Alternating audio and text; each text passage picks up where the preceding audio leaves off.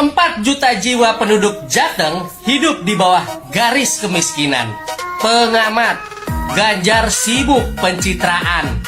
Sejarah apa bukan? Ayo komen kalau berani. Sejarah apa bukan? Salah. Miskinan menyebabkan orang antri.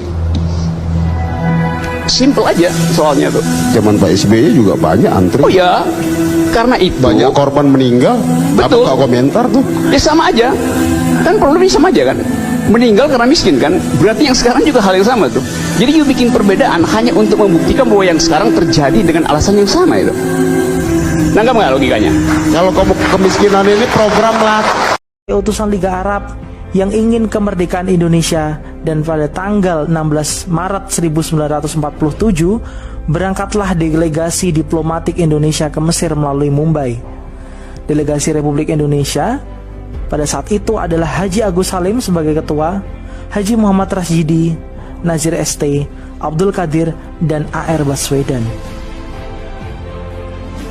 Dari Mesir rombongan berangkat ke Libanon, dan Libanon pun mengakui kemerdekaan Indonesia.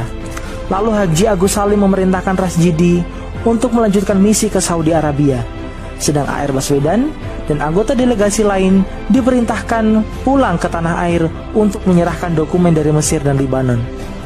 Rasjidi berangkat ke Saudi menemui Raja Abdul Aziz Al Saud dan mendapat simpati serta sambutan yang luar biasa dari kerajaan Saudi Arabia.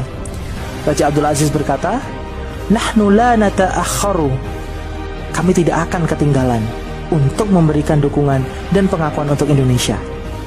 Maka di Istana Raja, Raja Abdul Aziz menyerahkan surat pengakuan kerajaan Saudi Arabia terhadap kemerdekaan Republik Indonesia.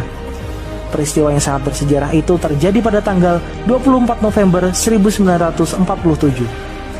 Lalu pengakuan kemerdekaan Republik Indonesia mengalir dari negara-negara Arab yang lain seperti Syria, Irak, dan Yaman.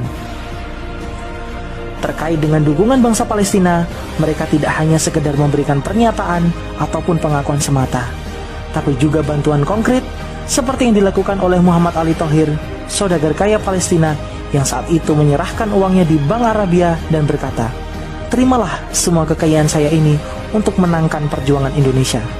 Tak heran jika bangsa Indonesia. Jika Anda percaya 2024 adalah momen pertaruhan rezim untuk mempertahankan kekuasaan, maka jangan heran kampanye segregasi sosial akan semakin menggila. Bahkan bisa jadi akan berada di titik terparah.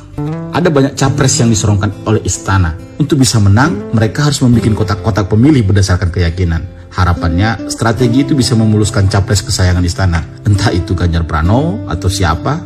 Nah, di proyek itulah para buzzer akan masif bekerja. Nama proyeknya adalah, jika Anies Baswedan menang, maka habislah mereka yang minoritas.